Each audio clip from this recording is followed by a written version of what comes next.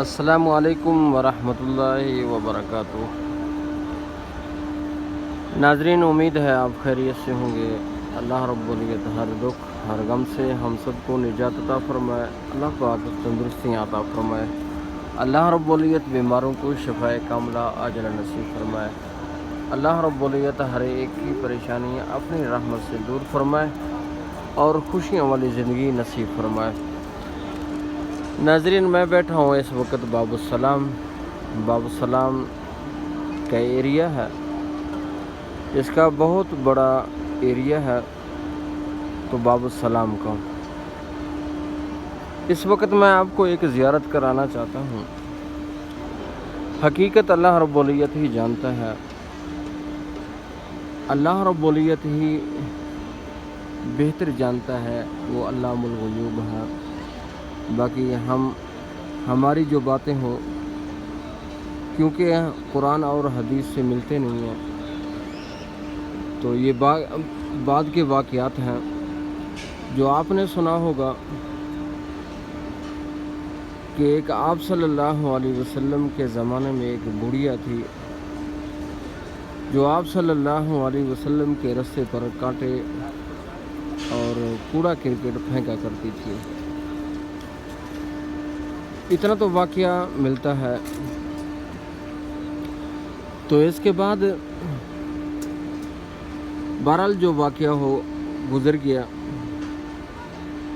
تو واللہ عالم بعد میں سنا ہے، لوگ کہتے ہیں، علماء فرماتے ہیں کہ وہ مسلمان ہو گئی تھی، تو آپ صلی اللہ علیہ وسلم ان کی تابعداری کے لیے بھی گئے، بیمار پرسی کے لیے گئے۔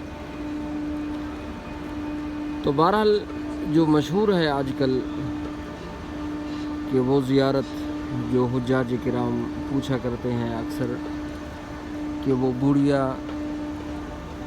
کا گھر کہاں ہے، اور جو آپ صلی اللہ علیہ وسلم کے رستے پر کوڑا کرکٹ یا کانٹے بچھایا کرتی تھی، ڈالا کرتی تھی، کیونکہ آپ صلی اللہ علیہ وسلم کا ایک رستہ تھا جو آنا جانا بیت اللہ کی طرف تھا۔ واللہ عالم۔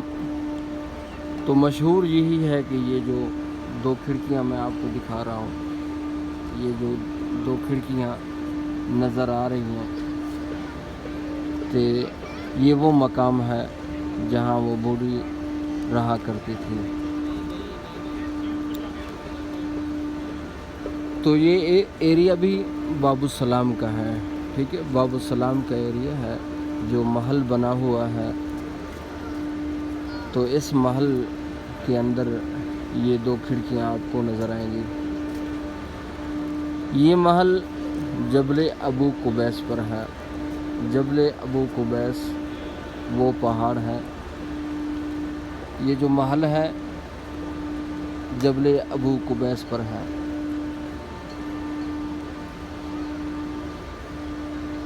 جبل ابو قبیس کہتے ہیں کہ جبل ابو قبیس وہ پہاڑ ہے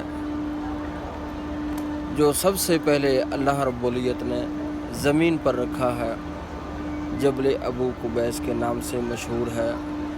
آج بھی وہ پہاڑ موجود ہے جس کے اوپر یہ محل بنا ہوا ہے، اور جبل ابو قبیس پر بھی یہ شرف حاصل ہے جہاں نبی کریم صلی اللہ علیہ وسلم سے پوچھا گیا تھا، یعنی کوئی ایسا معجزہ ہمیں دکھائیں کہ وہ معجزہ پوری دنیا میں مشہور ہو جائے، ایسا معجزہ آپ دکھائیں۔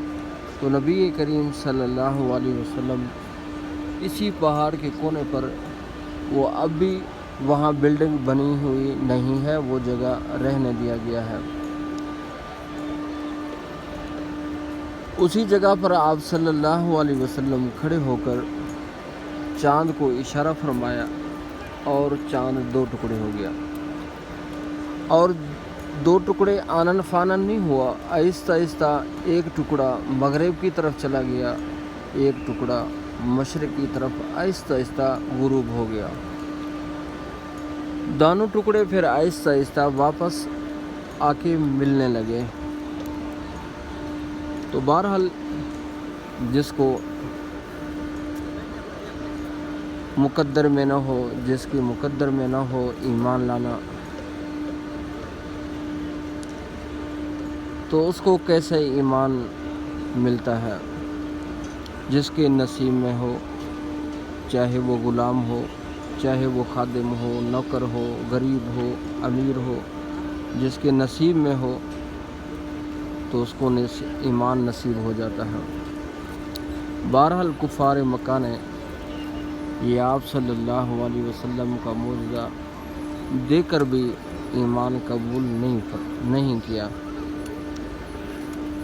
ناظرین، آپ کو اس ویڈیو میں نے وہ 2 کھڑکیاں آپ کو دکھا دی ہیں جو اکثر حجاج کرام ہم سے پوچھا کرتے ہیں، اور اس پہاڑ کا نام ہے جبل ابو قبیس۔ اسی جبل ابو قبیس پر آپ صلی اللہ علیہ وسلم کا معجزہ جو شکل قمر کے نام سے مشہور ہے، تو اسی جبل ابو قبیس پر ہوا۔ ناظرین، رات کا منظر ہے، بہت ہی خوبصورت منظر ہے، اور رات پرسکون ہے، خاموشی ہے، سناٹا ہے، ہر حاجی اپنے عبادت میں لگا ہوا ہے۔ یہ سامنے آپ کو دکھاتا ہوں، آب زمزم رکھا ہوا ہے حجاج کرام کے لیے،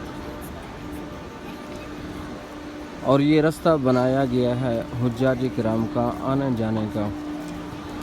جو آگے آپ کو ایک دیوار نظر آ رہی ہے، اس کے اندر بن لادن کام کر رہی ہے، جو حرم پاک میں۔